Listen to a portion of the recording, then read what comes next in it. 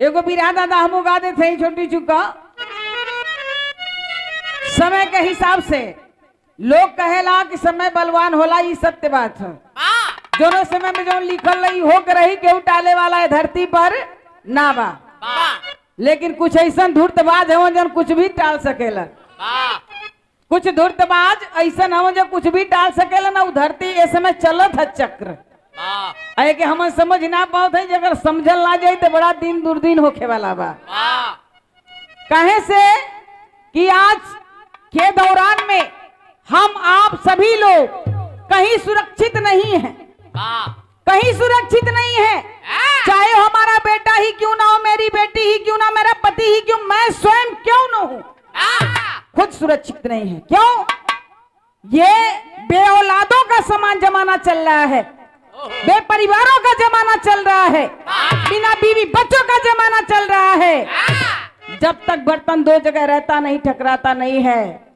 परिवार का जब लेकर आप चलेंगे तो जानेंगे परिवार का दर्द क्या होता है। आप लोगों ने देखा हमारे देश की क्या दशा, क्या दुर्दशा है। हमें सोचना होगा, आए हुए समय को बहुत जल्द सोचना होगा और देश में परिवर्तन लाना होगा।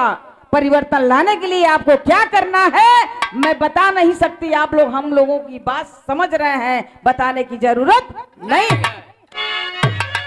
सुख दुख के साथी, पढ़ाई लिखाई, स्कूल मदरसा, हॉस्पिटल से लगाए हर व्यवस्था जो हमको दिया है हम उनको चाहते हैं, ना कि 70 साल की बनाई चीजों को बांटने का काम, बेचने का काम किया। हम उसके साथ नहीं रहना चाहते हैं। हमें ये सोचना होगा, हमें परिवर्तन लाना होगा। ये बे औलादों से और इन नकारों से हमें बचना होगा, तभी हमारे बेटी और बेटाओं की भविष्य बनेगी, तभी हम बच पाएंगे। नहीं तो अगर बोलेंगे तो ये माता की बात करने वाले, राम की बात करने वाले, कृष्ण की बात करने वाले, हिंदुत्व की बात करने वाले लोग जान जाएंगे कि यादों का ये मंदिर है, तो मंदिर गिराने में 1 मिनट नहीं लगेगा। हिंदू भूल जाते हैं कि हम हिंदू और माता और देवी देवताओं की बात करते हैं। आप लोगों को सोचना होगा, अब परिवर्तन लाना होगा। हम आप लोगों से निवेदन करते हैं, आखिरकार 4 लाइन भूमिका में कहना है, समय सबसे बड़ा बलवान होता है दादा।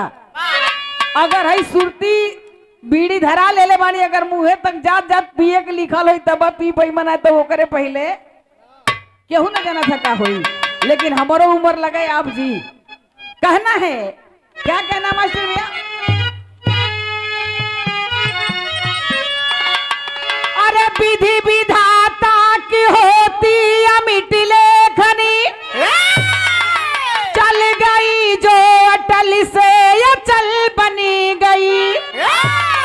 कह के कि पिदंतिया कितने कायर हुए, लोक भय लोक अंबरी भुवन सनी गई।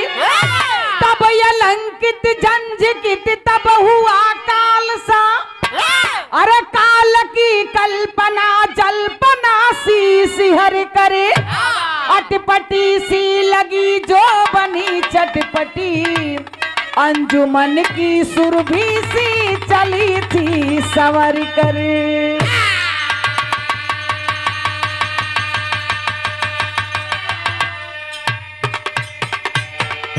विधि विधाता की होती है मिट लेखनी।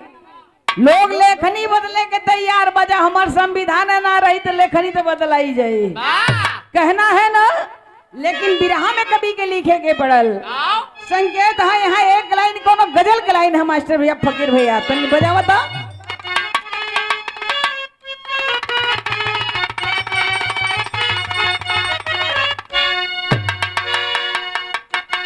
यह गीत के लाइन रहल कि बता दो, अरे बता दे मेरे मौला,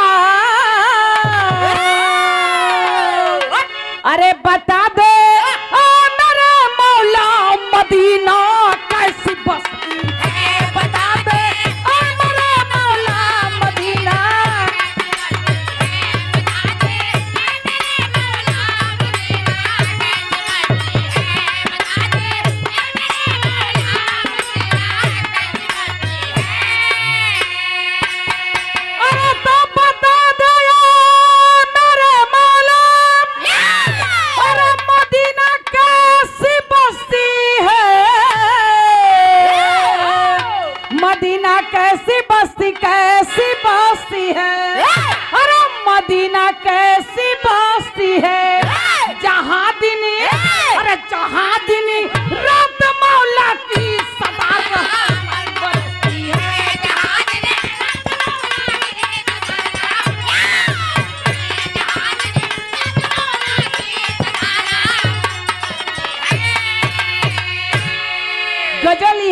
लेकिन यही भाव में कहना है। क्या कहना है दादाजी? बिरहा में भाव लगल फकीर भैया।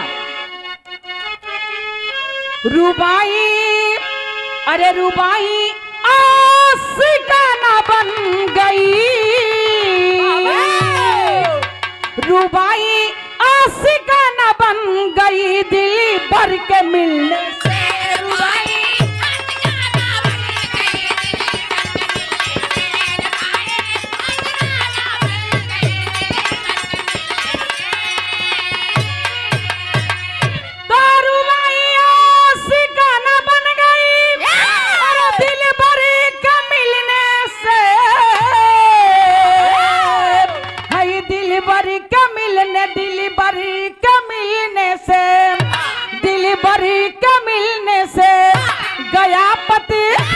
गयापति जड़ कभी मौसम फिजा में फूल खिलने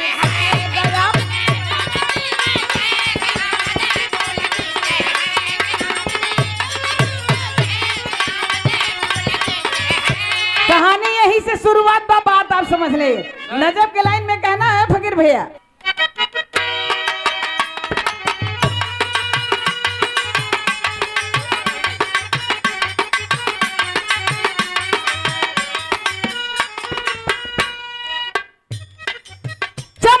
सूर्य साहब चमकते सूर्य सा मुखमंडल हुआ करता था, चमकते सूर्य सा मुखमंडल हुआ करता है, जुझारू जंग में ना काल से भी डरता है।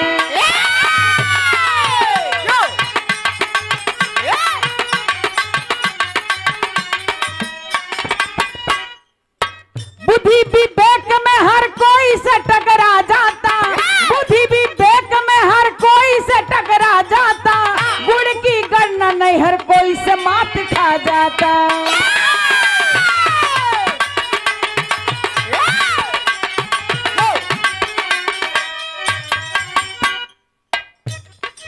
नाम था विश्व सर्वलंका की नगरिया में, नाम था विश्व सर्वलंका की नगरिया में, हुई आकाशवाणी रात की अंधरिया में।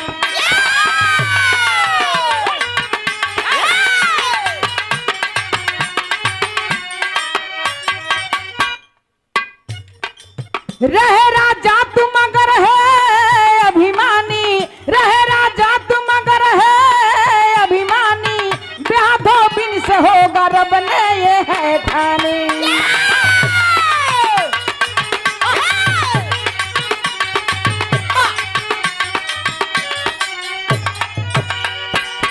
तेरे महलों के पीछे धोबिन की झोपड़ियां है, तेरे महलों के पीछे धोबिन की झोपड़ियां है, आज के छठवें दिन पैदा हो कुंवरिया है।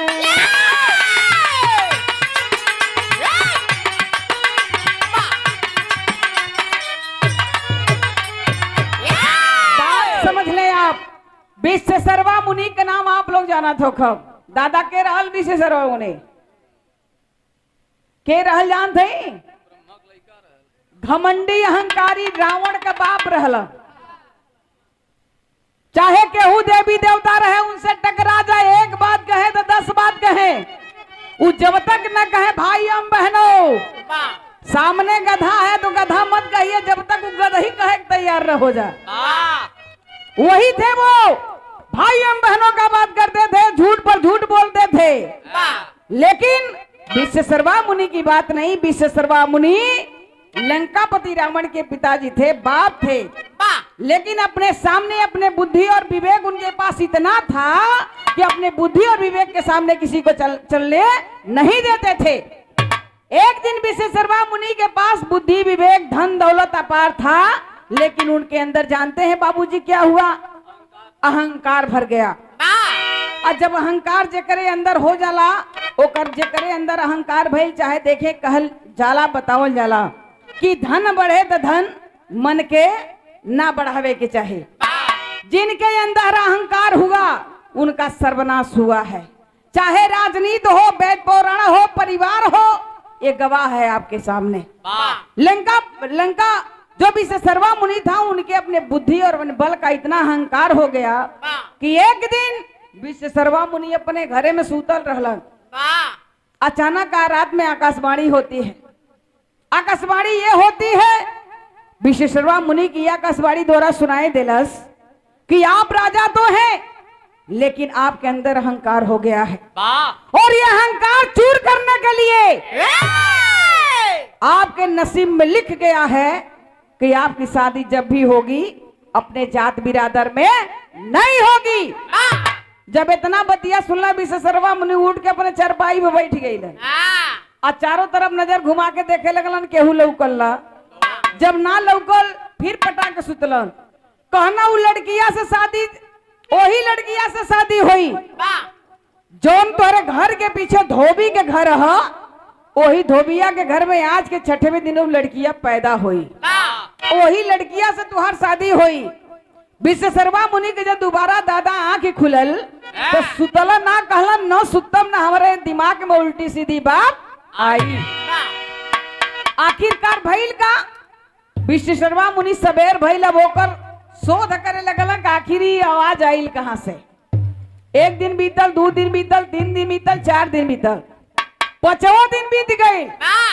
जब 6वां दिन आइल तो उनके बतिया याद रहल कि आज के 6वें दिने ही लड़कियां पैदा होके वाली रहल है।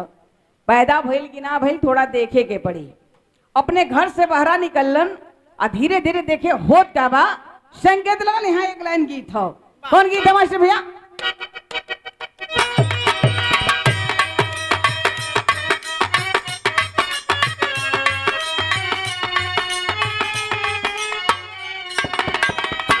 यह गीत रहल दादा आपके जमाने के गीत रहल, हमारे बाबूजी गावत रहल वो जमाना के गीत रहल। कौन गीत था? गिन गिन दिन गई, गिन गिन दिन गई हारी हो पिया भाई ल सपना।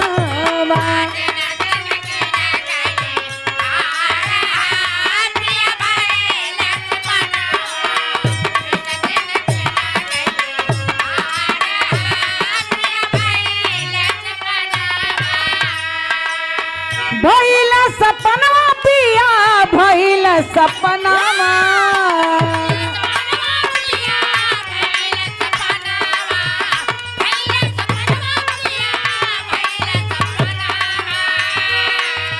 गिन गिन दिन गई, गिन गिन दिन गई हार हो पिया भइल सपना।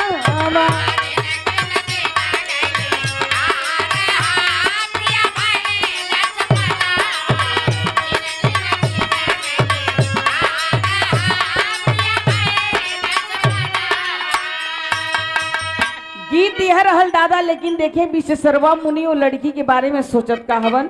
बिरहा में कभी के लिखे के पड़ल, का लिखे के पड़ल कि सोचे विश्वेश्वरवाय सोचे विश्वेश्वरवाय कारी हो मिटाई विधि का लिखना।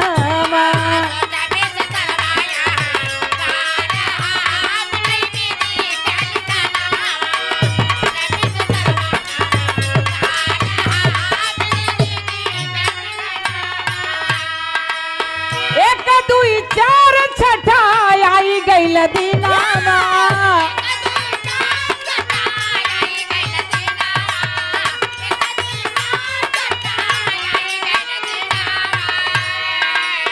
पपिया निरखत पहुंचा धोबिन के भवानावा।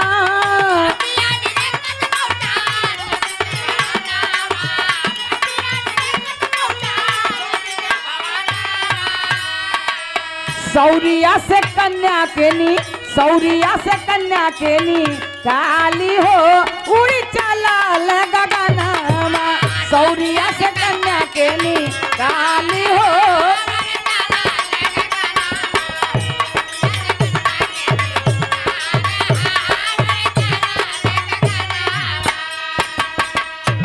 दादा सुता नहीं रवा, सुती ना कहना है। एक दिन हम बतौनी की वो बात की सोचे लगलन। अपने घर से बाहर निकलन विश्वेश्वरवा मुनि, घर के पीछे से चलल जात बड़न। वही घर के पीछे ठीक उनके धोबी के घर बा।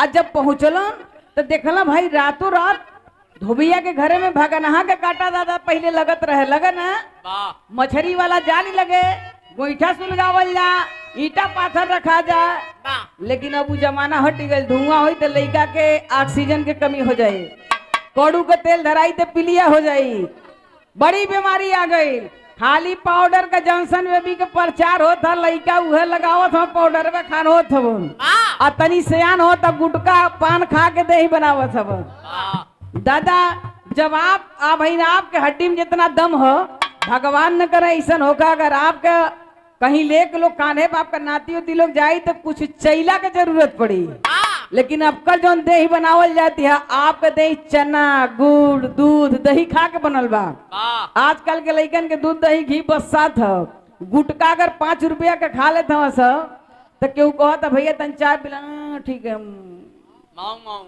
पी लेंगे चाय थुकात नहीं बा चाय भले कितनो बढ़िया होखे तो यह बात बा तो कहना है कि वो समय ई व्यवस्था रहल देखलन कि बड़ा व्यवस्था लगल है बस तुरंत गई ना सौरी वाला घर में डर के हुक रहे ना घुसला ना घुस के देखला सही में लड़का सुतल बा देखला ना कि लड़की है कि लड़का सौरी वाले घर से उस बच्ची को लेकर के और आकाश में उड़ गए आकाश में जब उड़ल बना तो देखो लड़की एक सतवा कैलन का कैलन फकीर भैया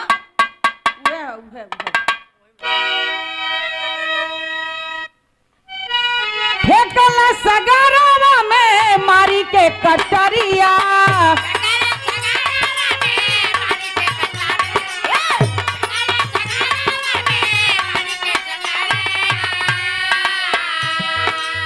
मरी गई कन्या खुशा भैलया नारिया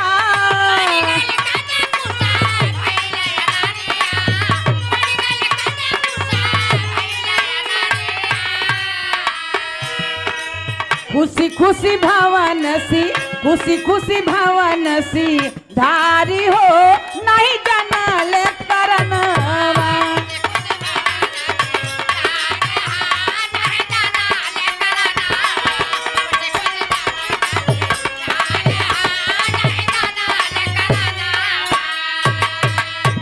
उस लड़की को सौरी वाले घर से उठा के भी सिसरवा मुनि आकाश में उड़लन ओकरा बाद ले जाके नदी के किनारे वो लड़की के खंजर मार के वो नदी में फेंक देहलन ई सोच के यही लड़की से हमार शादी होए वाली रही है अभी न जी न हमार शादी होई न रही बांस न बाजी सोच के फेंक देलन बड़ा खुशी राजी खुशी से अपने घरे इलन अपने घरे आके अपन जीवन यापन करे लगलन लेकिन देखे जोनी लड़किया के सीना में खंजर लगल है वो लड़किया के साथे का होत बा यहाँ तनी सा गीत बदल गए फकीर भैया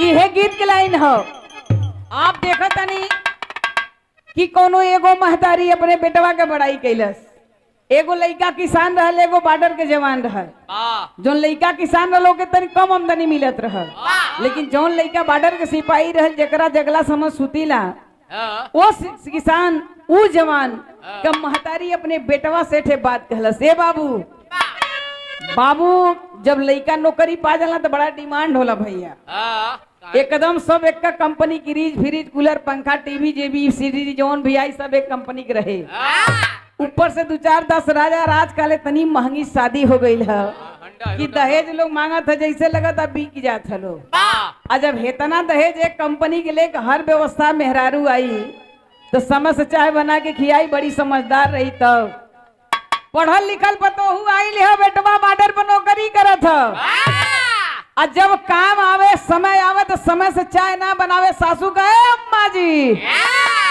चाय बनाइए अम्मा जी चाय बनावे वो खाली दिन भर बाजार करे तनिको बोले तो तुरंत गरमाए जाए एक दिन महतारी अपने बेटवा के लगे खबर देलस कलश हमार लाल हो हमार करेजा हमार सुग्गा तू घरे चलिए बा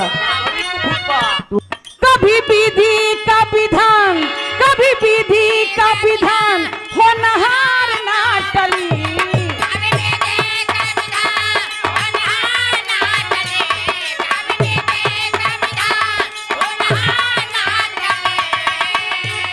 कभी विधि का विधान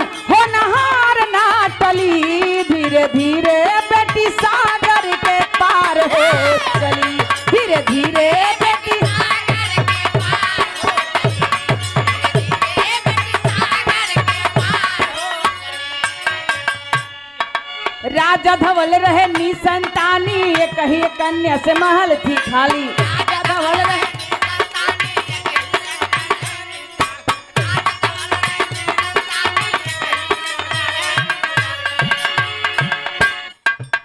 अधमरी कन्या देखे जापा की पड़ी।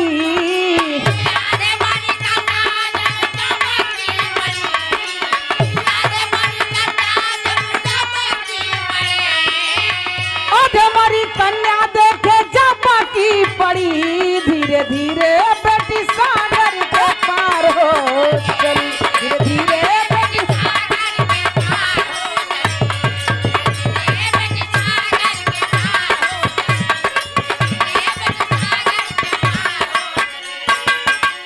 बात समझ ले बाबूजी। जौने लड़किया के सीना में खंजर लगल बानो, उ लड़किया के पानी में तैरत तैरत ई राज्य से राजा धवल जेकरे पास हाथी घोड़ा नौकर चाकर पूरा राज्य उनकर बा, उनके राज्य में पहुंचल। वो लड़की पहुंच जाती है। राजा धवल के पास सब कुछ रहल, लेकिन उनके घर में कौनो संतान ना रहे, ना लड़की ना लड़का। राजा धवल डेली नदी में स्नान करे आवे, दोनों पति और पत्नी, और रोज हाथ जोड़ के सूर्य देवता से आराधना करें कि हे देवता, हे सूर्य देव, आप तो सबकी झोली भरते हैं, लेकिन इतना हमारे पास धन दौलत रह के क्या करेगा जब कोई संतान ही नहीं रहेगी। रोज की तरह राजा धवल ओह दिन भी आके वो स्नान करत बढ़न, और जब स्नान करत रहलन आंख बंद के सूर्य देवता के आराधना करत हवन। और जैसे आंख खुलल बाबू, देखते हैं राजा धवल कि हमारे सामने एक मासूम बच्ची जिसके सीने में खंजर लगा हुआ है, और बच्ची हमारे सामने पानी में तैर रही है। ऊपर वाले की देन देखे, लोग बताते हैं ऊपर वाला राई को पर्वत, पर्वत को राई कर सकता है तो किए। लड़की के सीने में खंजर लगा है, लड़की पानी के ऊपर तैर रही है, और राजा धवल जैसे देखते हैं अवाक हो गए। आंख से आंसू गिरने लगा कि हे भगवान, इस मासूम बच्ची की क्या गलती थी। कोई बड़ा होता, थोड़ा होनहार होता तो मान भी लेता कि इससे जाने अनजाने में कोई त्रुटि हो गई होगी, लेकिन ये तो अभी बच्ची पैदा हुई है। इतनी बेरहमी से कौन किसके बगीचे का फूल तोड़ करके और इतनी बेरहमी से रौंद कर फेंक दिया है। हम इसी औलाद के लिए रोज आपसे प्रार्थना करते हैं, लेकिन हमें आपने कभी प्रार्थना स्वीकार नहीं किया। आज एक बच्ची हमके मिली भी, इस अवस्था में मिली, हम क्या करें सोच नहीं सकते हैं। रानी उस दिन नहीं आई थी। राजा धवल पानी से निकलते समय निकले तो जैसे 2 कदम आगे बढ़ते हैं, दिमाग आया नहीं, हम इसे इस पीड़ित अवस्था में छोड़ नहीं सकते। राजा धवल अपना साफा खोलते हैं और गले से साफा निकाल करके उस बच्ची के शरीर में लपेटते हैं। उस बच्ची को पानी से बाहर लेके गए, मन में विचार करने लगे कि हम करें तो क्या करें। लेकिन राजा धवल एक बात सोचे कि हमारी पत्नी कहा करती है कि हमें संतान की प्राप्ति तो होगी, चाहे हमारे तन से हो चाहे कहीं से भगवान दे, लेकिन हमारा पूजा स्वीकार जरूर होगा। कहीं हो सकता है कि ये बच्ची हमारी पत्नी की कही हुई बात को पूरी तो करने नहीं आई है। ये सोचकर राजा धवल उस बच्ची को लेकर अपने राजमहल में जाते हैं। जाकर कुछ दूर पर खड़े हो गए और खड़े होकर के अपने नौकर चाकर को आदेश दिए, आवाज देते हैं, संदेश पहुंचाते हैं कि आप रानी साहिबा को भेज दीजिए। रानी उनका बतिया सुन के बाहर ना आएली कि रोज तो राजा नहा के आवे तो हमके ना बोला मैं आज क्या बात बा। कई संदेश जाने के बाद रानी साहिबा बाहर तो आती हैं। जब देखी कि हमारे पति राजा साहब तो बच्चे को लेकर के आए हैं, धाधा कर दौड़ कर आती है, लेकिन राजा साहब पीछे हट जाते हैं। रानी वहीं खड़ी हो गई, और जब खड़ी हो गई तो पूछने लगी आखिर क्या बात है। कहे कि जो आप सोच करके हमारे पास आई हैं वो एक बिल्कुल सत्य चीज है, लेकिन आप अगर देख लेंगी तो अपने आप को बर्दाश्त नहीं कर पाएंगी। रानी जिद की कि हमें दिखा दीजिए। जब दिखाते हैं राजा साहब तो उस लड़की की परिस्थिति देख करके रानी की आंख से झरझर झरझर आंसू गिरने लगा और रोने लगी। रो करके कही, हे राजन, अब तो ये बच्ची आपको मिल गई है, इस बच्ची का अंतिम दाह संस्कार करना जरूरी है। जब ये बात कहें तो राजा साहब से कहें कि ये कपड़ा नहीं, इस बच्ची के लिए कोरा कफन लाइए और उस कफन में लपेट कर इस बच्ची का अंतिम संस्कार किया जाएगा। भगवान की लीला देखें, कफन लाते हैं लोग और ला करके उस बच्ची के शरीर में लपेटने की बात करते हैं। तब तक वो कफन बीच में जो लगा खंजर पड़ा था सीधा उसके पेट में पड़ा था। कफन लपेटते समय जब रोक दिया, रानी कहती है कि राजन, इस बच्ची को पीड़ित अवस्था में नहीं फेंकना है, एक बार इस बच्ची के सीने से खंजर निकाल दीजिए। खंजर निकालने की बात जब आई बाबू, तुरंत लोग सोचने लगे आखिर कौन निकालेगा इसके सीने से खंजर। राजा साहब अपने सिपाही को बुलाते हैं और कहें कि इसके सीने से खंजर निकाल दो। देखिए भगवान की लीला, वो जैसे आदमी खंजर को निकालता है वैसे ही वो बच्ची अपने आंख को हिलाने लगी और जब उसकी आंख नाचने लगी, हिलने लगी, तो सब लोग जहां के तहां अवाक हो गए। अवाक हो जाते हैं कि बाप रे बाप, ये तो बच्ची अभी जीवित है। और जब जीवित देखे राजा साहब, वैद्य द्वारा उनकी दवा दारू होता है, भरण पोषण हुआ, पूरे राज्य में डुगडुगी पिटवा करके गरीबों में दान किया गया, लोगों के घर के चूल्हा बुतवा करके अपने घर में सबका भोजन कराए, मिठाई बंटवाए। एक औलाद जो अपने तन से पैदा होता उससे ज्यादा खुशी मनाए। और मनाने के बाद वो लड़कियां बतावल गई कि दिन दुगना रात चौगुनी करके तरीक की गई। जब लड़कियां सयान भई तो लड़कियां का राजा और रानी मिलके को नाव धैलन। दादा जान थे का धैलन? वो लड़की के नाम धराइल कैक्सी। कैक्सी नाव धराइल। और जब कैक्सी सयान भइल के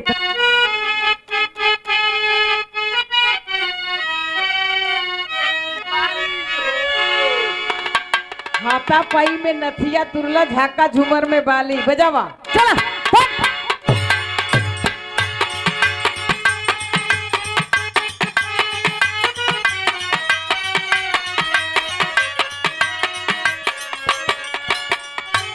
फकीर भैया वह गीत बजाना नहीं, कोनो सौखी मिजाज का लड़का रहे, कमाए ना जाए चाहे, खाली घर में बैठ के फुटानी मारे। एक दिन में राज कलश है, एक कोरोना में घरे आके जो नून गुदरी काटा था, कमाए जाएगे पड़ी ना, जो भाग के बसे टरक्के से पैदल अइला, उस दिन फिर आ जाए। भगवान से मनावो उस दिन देखे के ना मिले। कहत है का कलश?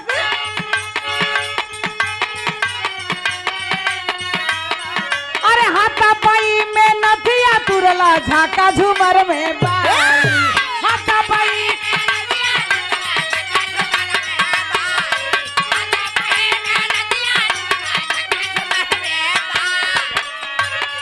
और हाथा पाई में नथिया तुरला, झाका झूमर में बाली, रहेला वही पेरा में, रहेला वही पेरा में। अरे तूता बड़ा बवाली, रहेला वही पेरा में।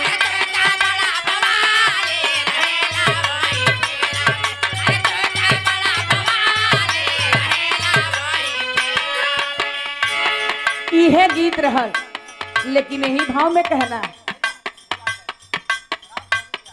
आदरणीय राम स्वरूप यादव से आपके कर कमलों द्वारा 101 रुपए का पुरस्कार मिला है। आप सभी लोगों के चरणों में यथाउचित नमस्कार। राकेश भैया हमके लगा था कि ये यहाँ जगह बात जहाँ इतना जने बैठ के बिरहा सुनत हो ना। आज के जमाना में कितनो समय रहा था, मोटरसाइकिल से आदमी जाता, अदन दे हाल चाल पूछा था, वो पूरा ना होता। अब भन दे घरे चली आवत है। पहले साइकिली से चोय चाय कर सब जा, तो रात भर जरूर रहे। रात में दुख सुख बहन अपने भाई से कहे, माई बाप मातारी से कहे, सुन के आवाज तो मोबाइल में सब कुछ हो जाता है। चाहे नया बात हो के चाहे पुरान बात हो के कहना है। लड़कियां धीरे धीरे 18 साल को हो गई तो कैसे का होता कहना लगा।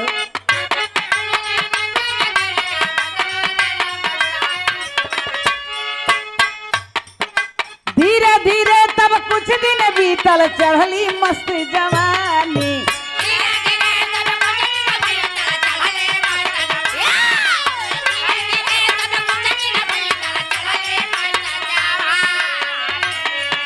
धीरे धीरे तब कुछ दिन बीतल चढ़ली मस्ती जवानी। सोचेल राजा धवल मिलके सोचेल राजा धवल मन चिंतित भैली रानी। सोचेल राजा धवल मन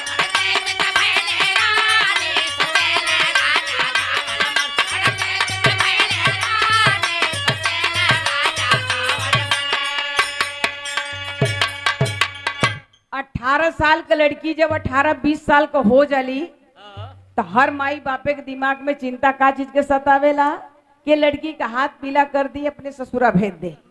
रानी राजा के बिटिया सयान हो गई। रानी और राजा अपने बिटिया के दामाद खोजे लगल। घर मिले तो बर ना, बर मिले तो घर ना, घर बर मिले तो गन्ना बन्ना ना बैठे दादा। वो लड़की का कौन बिया होत रहे। रानी कहे जब राजा घर से निकले कहे जात तो बड़ा लेकिन जितना सुनर मोर बेटी हो उतने सुंदर दामाद चाहिए।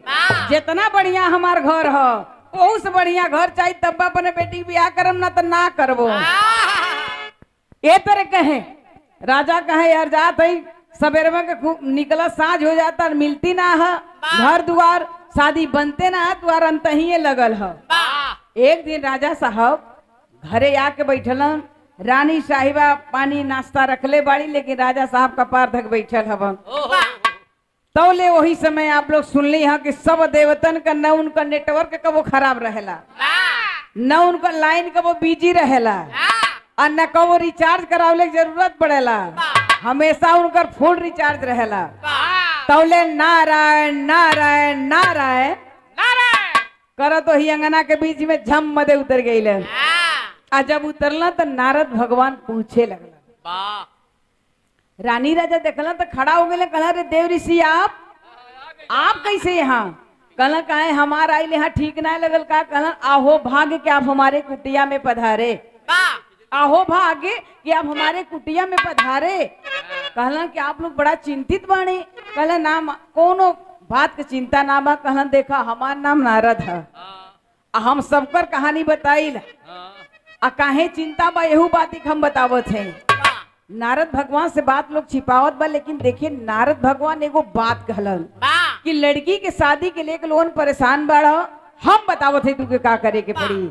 का नारद जी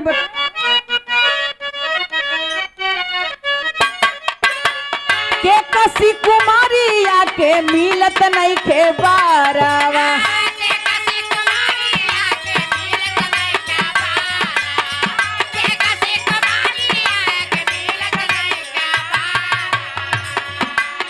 नारद कहेला बाड़ी लेखानी बाजारवा।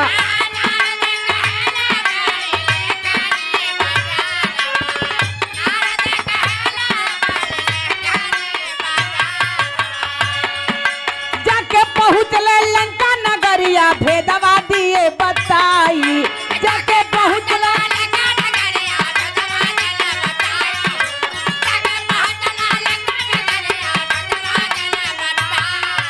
जाके पहुँचले लंका नगरिया भेदवा दिए बताई। सोचेल राजा धवल मन सोचेल राजा धवल मन चिंतित भैली रानी। सोचेल राजा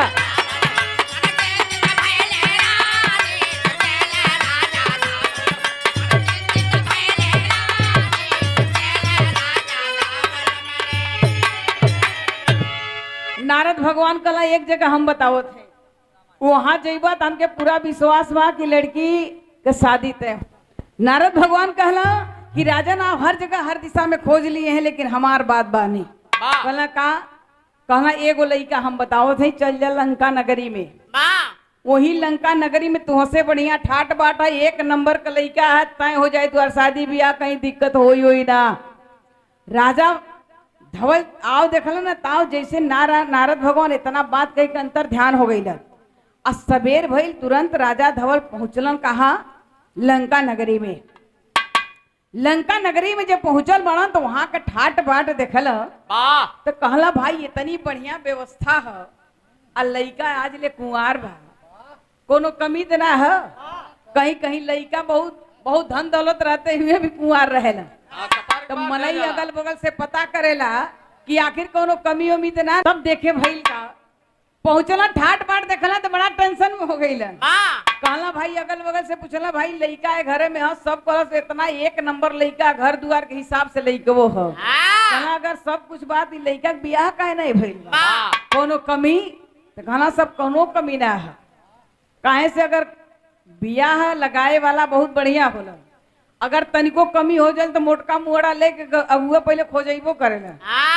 अगुआ बियाह न लगावा तो बहुत जने रड़हो रह जाला, इहो सही है। आ कहीं कहीं अगुआ मार भी खा जाला। तो अगुआ राम सब कुछ सही बतौलन। कहीं कहीं जो बियाह के जान जान जी कुल कर बियाह होके के नहीं चाहिए सिवनमा पर कुल बता दिए जइयन ओकर घर हई भूतहा बा हई परतहा बा तो कर माई झगड़ही है तो कर दादा टोनहा हव बियाह वही सोचल जाला। सब गांव में अइबे न करला। एठ हमर साथे गुप्ता चाचा रहला उहे कमवा करे, लेकिन इस समय बाड़ा नहीं भगवान उनकी आत्मा को शांति दे। हरे बाड़ा कहना है उ पाड़ा बेचवा में तब वो पोछी के दाम ले, लकड़ी बेचवा में तब वो झंगा के दाम ले, लेकिन बाड़ा ना इस समय शांति रहे भगवान करे। बार गुप्ता चाचा कहना साहिवाल कहला हम गई लानी गुप्ता चाचा बाड़ा नहीं कहला जानला जात रहनी मोजात रहनु आ देखनी एगो आदमी मार के फेकल है। तो कहनी रात के समय हो सकेला कौन हथियार धैले कर लगमा उहे मिल जाई। तो हथियार तो नहीं मिलल, लेकिन ओकर सटवा में टोनी तो 10 रुपया मिलल। तो हमार गुप्ता चाचा 200 रुपया निकालल हम बोले मनई के पॉकेट से। ऐसा नहीं सुन धरती पे लोग बा यही से बतावल गई। लेकिन देखे जब वहां गईलन राजा धवल सब व्यवस्था देखलन बहुत बढ़िया रहल। अगल बगल वाले कहला कि लड़का भी ठीक बा घर दुआर भी ठीक बा। आज जब ये बात सुन के राजा धवल संदेश भेजवलन कि यहाँ लड़का के कही दा कि यहाँ के उनसे मिले आइल बा। और जब ओकर नाकर चाकर लेके गईला संदेश कहला कि ब्राह्मण देवता तोहरे दुआरे पाइल हो तोहरे बियाहे खातिर। अरे बाप हो बाप भी से सर्वा मुनि को हुआ सापे खान फूलत अइलन आ फूल के आके धीरे से सोफा पर बैठ गईलन। अब बैठला तो इतना फूले कि बीतल बात याद करे लगलन कि साला जो लड़की जियत रह तब ब्राह्मण हमारे दुआरे बियाहे खातिर सोचे लगला कि बढ़िया कहनी को लड़किया हम बचपन में मार दहले। तबले विश्वेश्वरवा मुनि अपन बात बता देहलन। जब विश्वेश्वरवा मुनि के बात सुन लेन राजा धवल कहलन आपकी व्यवस्था करना व्यवस्था हमार बा हमार एक बिटिया हो, हम आपके साथ अपनी बिटिया के बियाह कर चाहता नहीं। तो हम जात नहीं घर वाली से बातचीत करब ओकरे बाद शादी करब। कहला घरे गईले कौनो जरूरत नहीं बा, पंडित जी के बोलाई पतरा देखवाई तर दे बियाह तय हो जाए। पंडित जी ने तड़तर पतरा बोलाई भड़बड़ भड़बड़ पूरा एकदम 36 गुण से 35 गुण से 28 गुण से शादी बन गई। अब विश्वेश्वरवा मुनि के दिमाग एकदम तड़तर चले लगल कि बताओ इतना झटका हमार बियाह तय हो गई। आखिरकार ई का चक्कर है सोचे लगल। और जब सोचत बात तब देखे शादी दिन तारीख सब पक्का हो गई। और जब पक्का हो गई राजा धवल अपने घरे अइलन, घरवाली से सारा बात बतौलन और वहां अपने बियाह के तैयारी करत हवन, वहां अपने बियाह की तैयारी करत हवन। लेकिन होत का बा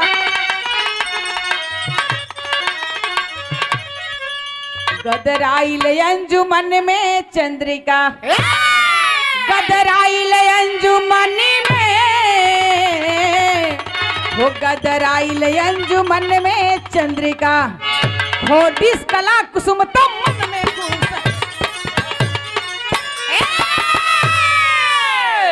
खोडिस कला कुसुम तो मन में खूब समाइल गदराइल अंजू मन में चंद्रिका।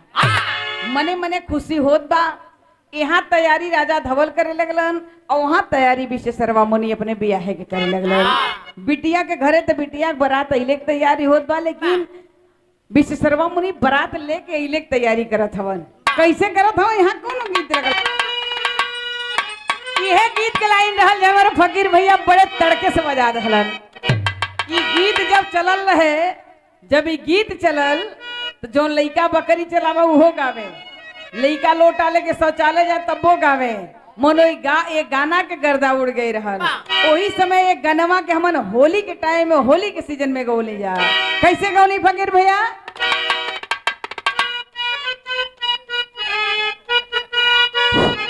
अरे आइल फगुनमा जहिया से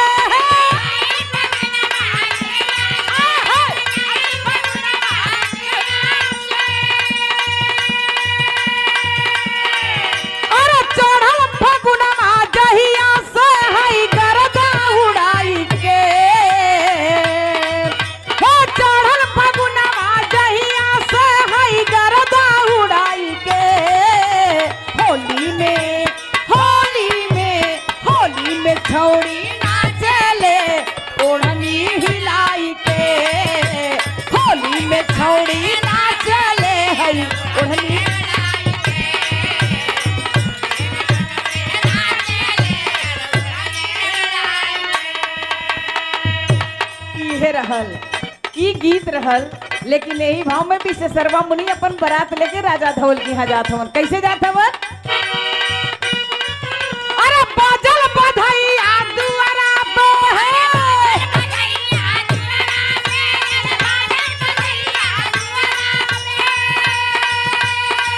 अरे बाजल बधैया दुआरा पर है रथिया सजाई के।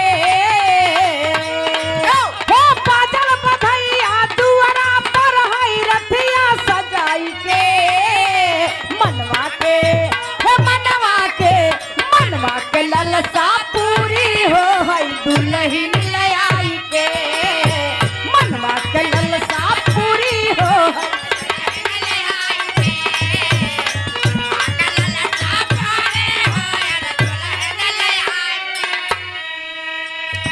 बाप रे बाप, ऐसन बारात लेके विश्वेश्वरवा मुनि राजा धवल के दरवाजे पर आवत बाड़न कि लोग हल्ला मचा दहलन कि बड़े दिन के बाद शादी तो तय भइल, लेकिन बड़ी तगड़ी बारात आवत है। और जब बारात आइल तो कैसे होत बा, का होत बा? अपने रीत रिवाज के हिसाब से का होता? रीति रिवाज से शादी कराए, रीति रिवाज से शादी कराए, चांद चकोरी को घर में हिलाए।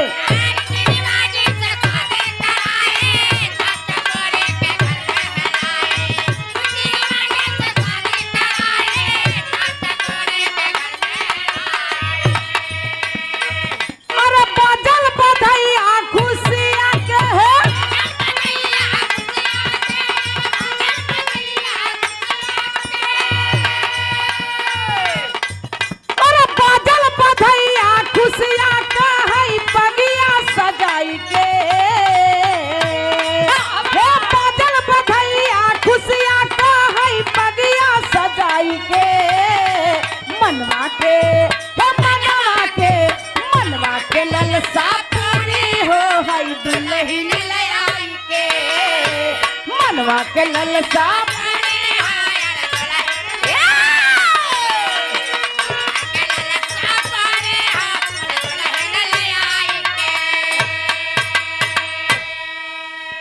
रीत रिवाज बतावल जाला कि लड़की मृत दो ही होते हैं, लेकिन एक ही होती है, लेकिन लड़की की जिंदगी में 3 मृत्यु होती है, 2 मृत्यु होती है।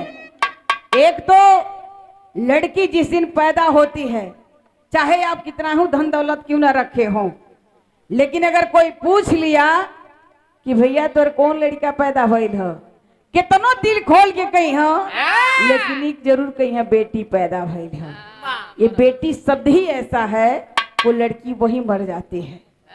दूसरी बाबू उसकी मृत्यु तब होती है तब जाते हैं जब अपने डोली में बैठ कर अपने मायके से ससुराल में जाते हैं, तब होता है। लेकिन असलियत क्या है तो लास्ट में सभी लोग जानते हैं।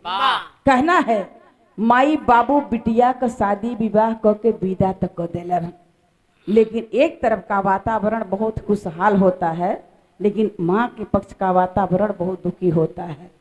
माँ बाप अपने बिटिया को किस हालत में विदा करते हैं, जिस समय बेटी निकलती उस समय माँ बाप के दिल पर क्या गुजरता है वो माँ बाप जानते हैं। बिटिया चल गई, लेकिन माई बाबू सोचा था कि हमारी बेटी चल गई। यहाँ की बात आप यही छोड़ें। जब राजा धवल के यहाँ बारात चल गई, दुल्हन गई, राजा धवल तो इतना खुश बनो कि याव न देखे ताव खूब ऐठा था वो।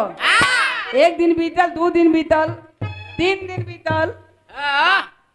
जब दुल्हनी के लेके साथे रह लगल, मने मने विचार कैलन। कैसे विचार करत हन पहपट में कहना।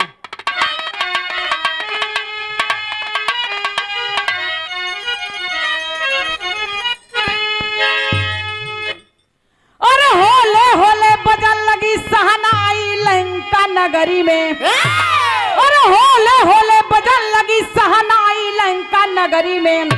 गली गली में खुशियां गई समाई लंका नगरी में।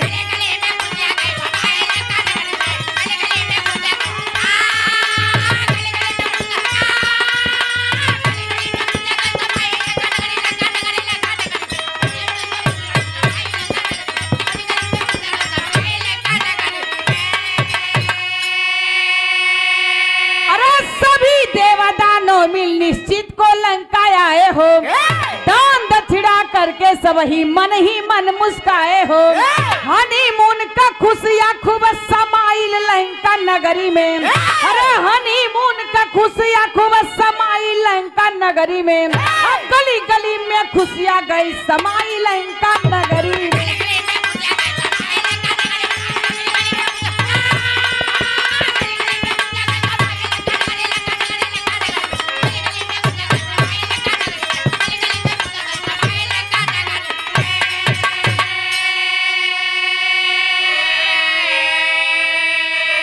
दोनों पति पत्नी की तरह रहने लगे। दोनों लोग पति पत्नी की तरह रहने लगे, लेकिन विश्वशर्मा मुनि के दिमाग में खुरापात हमेशा चले। दादा सुत गई। विश्वशर्मा मुनि के दिमाग में खुरापात हमेशा चले।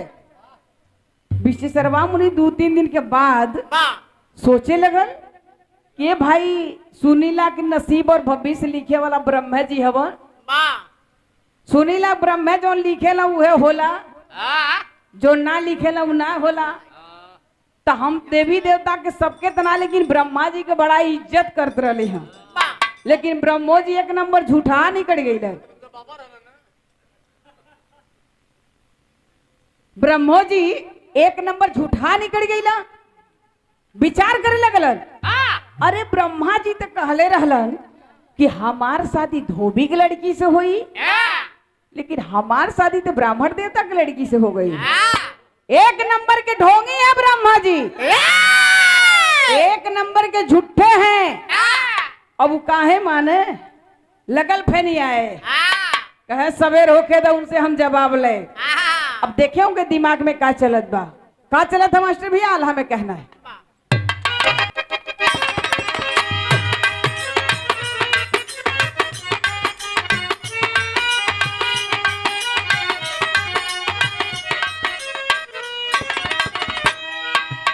इतना खुश हो कि कोनो सीमा ना बा। कैसे कहना है? खुश भई किसान देखी, अरे खुश भई किसान देखी, होई हरियर फसलिया भैया।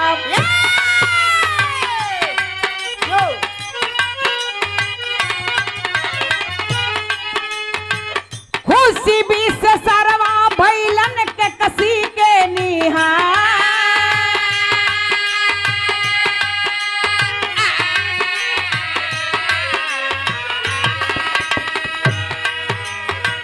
चला है घमंड हाथे, चला है घमंड हाथे, नंगी तालवरिया बाबू।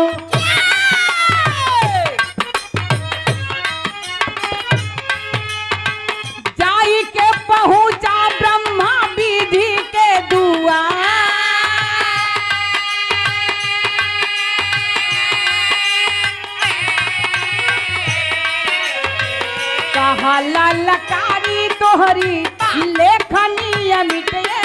मैया।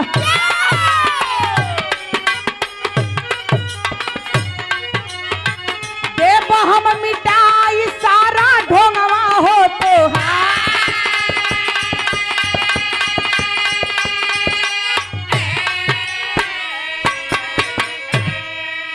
विश्वशर्मा मुनि हाथ में नंगी तलवार ले लेलन।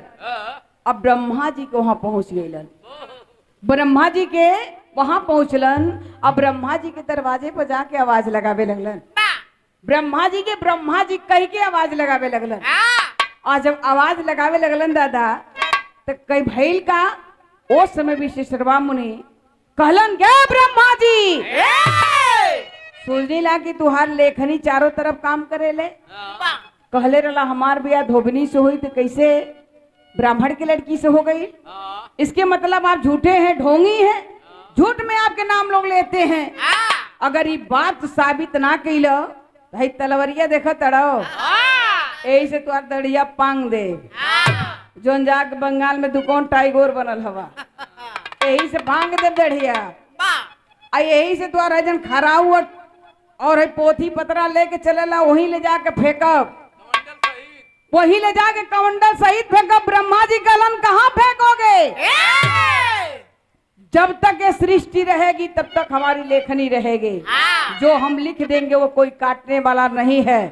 और तुम उसी जगह पर ये खड़ा हूं ये कमंडल और पोथी ले जाकर फेंकोगे जिस जगह पर उस लड़की को तुमने खंजर मार करके फेंका था उसी जगह पर फेंकना चाहते हो आप।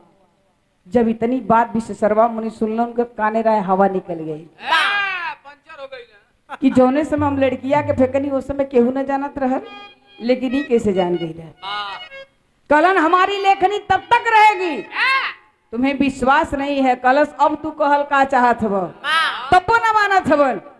अब का कहल चाहत बड़ो कलम ही कहतानी जौने लड़की से तू शादी करके लाइल हवा वो लड़की के लगे जा और तुहरे लड़की तुहरे मारल खंजर के निशान ओकरे पेट पर ना मिलल जौन सजा देबा हम सजा सिर झुका के झकले लेकिन ओकरा पहले ना। जब खंजर की बात सुने विश्वशर्मा मुनि मुंह झुकाए वहां से चलता है। कैसे चलल बा खड़ी लाइन में कहना जाए पोता दे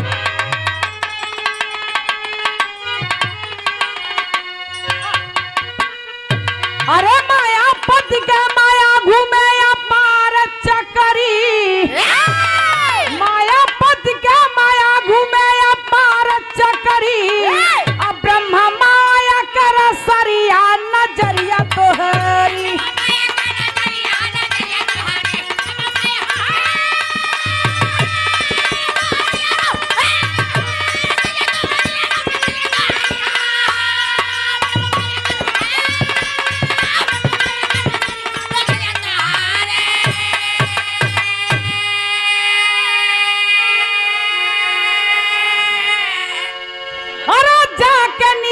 बेटा देखो कटार के तो वही ना मीट पाई होनी हो नहार के चला है बिचारत बिस्सा सरावत ही घरी।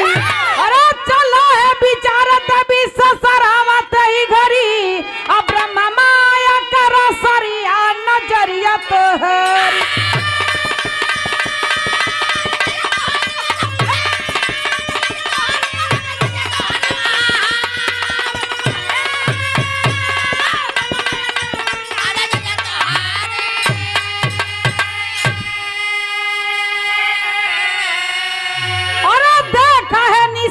तब जगली गुजरिया अल्लाह पकी के पकड़े अपने साजन का पैरिया कहवा जाल सैया तेजी सजरिया हमारी। अरे कहवा जाल सैया तेजी सजरिया हमारी अब ब्रह्म माया का नजरिया नजरिया तोहरी। जौने समय विश्वशर्मा मुनि अपने सोई पत्नी के कक्ष में जाते हैं और रतिया सुतल है जाके विश्वशर्मा मुनि उसके पेट से पल्लू को हटाते हैं। निशान तो थोड़ा दाएं बाएं था लेकिन साक्षात निशान उसके पेट पर मिलता है। और जब मिलल विश्वशर्मा मुनि दबे पांव वहां से निकलना चाहते हैं। मान गए कि सच्चाई और लेखनी कोई ठुकरा नहीं सकता है। जितना नसीब में लिखा है उतना ही होगा। हम रातों रात अगर मेहनत करें, फल की चिंता ना करें, लेकिन जो हमारे भविष्य में वो होना है, चाहे आप कुछ भी कर लीजिए, सोच लिए, मान लिए इस बात को कि वही होगा जो भगवान का चाह होगा। चले जब वहां से निकलते हैं, वो समय औरतिया का आँख खुल गए और तुरंत पैरवा अपने पति के पकड़ लेहलस। कलश स्वामी इतनी रात में आए भी हैं और जा कहाँ रहे हैं? कलश प्रिय, हमसे बहुत बड़ी गलती हो गई है और मैं उस गलती का पश्चाताप करने के लिए वन में जा रहा हूँ। अब वन में तपस्या तब तक करूंगा कि जब तक ब्रह्मा जी स्वयं आकर हमें माफ ना कर दे, तब तक मैं वापस नहीं आऊंगा। अगर हमें माफ कर देते हैं, जितना जल्दी उतना ही जल्दी आ जाऊंगा, नहीं माफ करते हैं तो मैं कभी नहीं आऊंगा। यही कह करके वो घर से निकल पड़े। और जब निकलते हैं, कहानी यही खत्म भई। दादा होने की केहू टाल ना सकेला, समय सबसे बड़ा बलवान होता है, बाती हमके आपके माने के चाहिए। आखिरी लाइन में कहना,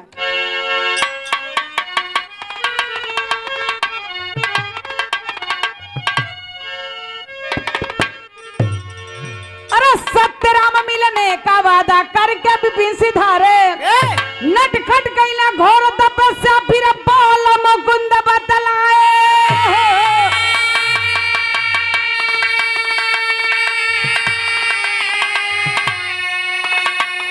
गदराइल अंजुमन में चंद्रिका, गदराइल अंजुमन में चंद्रिका, सुमन पासवान का सपना तू सजाए।